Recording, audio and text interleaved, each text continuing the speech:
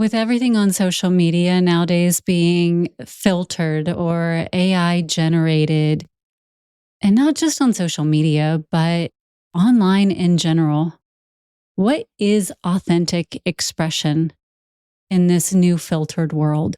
If we really think about it, how can you represent yourself or believe anything that anyone else is representing to be truly and wholly authentic if everything is coming through some digital lens? And does it even matter? What do you think? What is real? I think that's the bigger, I just think like, Oh my gosh, we're back to the Matrix. Yes. What is real? Yes. It's a pretty fair question. Is that when we think authentic, we think real, right? So what is real? And doesn't matter, right? I mean, there are so many things that aren't real that we really love.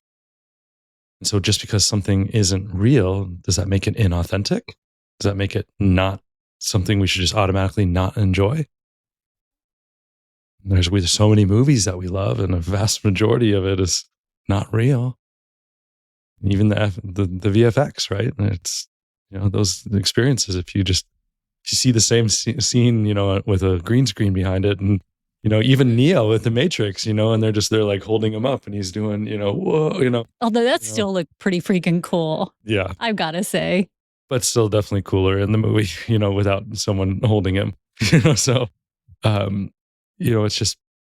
I think those are great questions. I don't know. We're definitely in a new era where it's going to be important for us as a society and individually to start asking those questions to ourselves and what makes sense, because we do value authenticity immensely. That seems to be a huge trend and focus, and I think it's becoming more than just a trend. It is becoming a part of our hearts and our souls as we are starting to understand the value of authenticity and what that brings to the table, and that we shouldn't just be one of the crowd, but one in the crowd, right? And that each of us have a special aspect that we bring to the table. We are an important piece of the puzzle. There are so many different things that we can talk about when it comes to that are similar.